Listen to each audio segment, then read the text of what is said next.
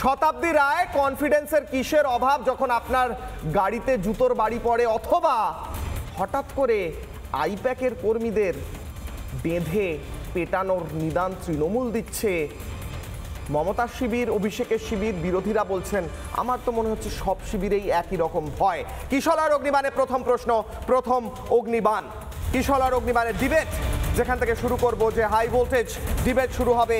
আমার প্রথম প্রশ্ন, প্রথম অগ্নিবাণ। এসআইআর যখন মুষল, দ্বন্দ্বে গাড্ডায় তৃণমূল, তাই জন্য এত ভয়, তাই জন্য দ্বন্দ্ব, তাই জন্য কোন্দল, তাই জন্য গাড়িতে জুতোর বাড়ি। আমি আসবো আলোচনায়। এই মুহূর্তে আমার সঙ্গে যারা রয়েছেন তাদের সঙ্গে পরিচয় করানোর আগে আরও একবার কিশলয় অগ্নিবাণে প্রথম অগ্নিবাণ। এসআইআর যখন মুষল, তখন দ্বন্দ্বে গাড্ডায় পড়া তৃণমূল।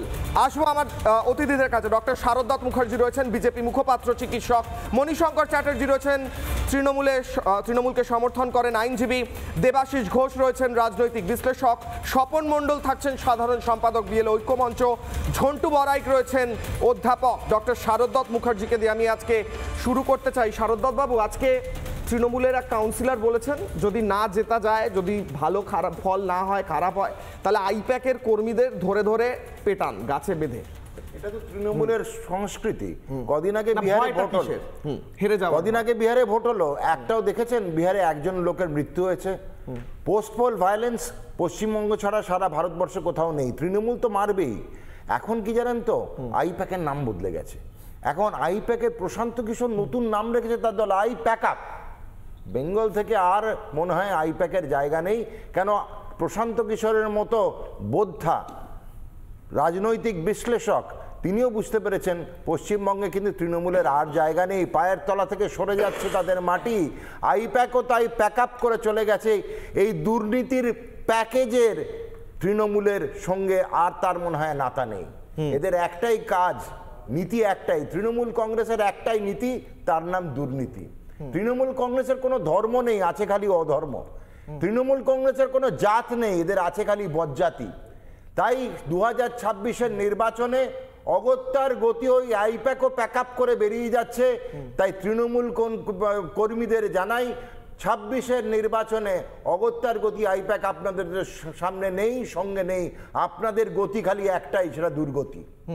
একটা কথা শারদত্ত বাবু, এসআইআর চলছে, ফুল দমে চলছে এবং অনুপ্রবেশকারীরা পালাচ্ছে, সেই ছবি আমরা প্রতিদিন দেখাই। হঠাৎ করে সেই সময় অনুব্রত মণ্ডলের মনে হলো লাইট ঠিক নেই। শতাব্দী রায়ের গাড়িতে জুতোর বাড়ি মারছে তৃণমূলেরই কর্মীরা। তৃণমূলের কাউন্সিলর বলছে আইপ্যাকের কর্মীদের গাছে বেঁধে পেটাও। মানে কোথাও কানেকশন পাওয়া যাচ্ছে? ভয় পেয়েছে তৃণমূল, এটাই সব থেকে বড় কানেকশন। এসআইআর হতে গিয়েই বুঝতে পেরেছে যে একের পর এক তাদের দুধেল গায়েরা এখন সীমান্ত ক্রস করে বেরিয়ে যাচ্ছে বাংলাদেশে। এদেরকে দুধ আর কলা দিয়ে তো মানুষ করেছিল এতদিন ধরে এই সাপেদের। এই সাপরা এখন বুঝতে পেরেছে অমিত শাহ নামক ব্যক্তিত্বটির সামনে তাদের পশ্চিমবঙ্গে কোনো জায়গা নেই। আজকে লাইন লেগে গেছে বিভিন্ন চেক পয়েন্টে বাংলাদেশ ভারত সীমান্তে। একের পর এক যারা এসেছিল আমাদের দেশে, বাংলাদেশ থেকে তারা পালাচ্ছে। আপনি বেশি দূর যেতে হবে না, সল্টলেকে আজকে রিক্সা পাওয়া যায় না। কেন জানেন?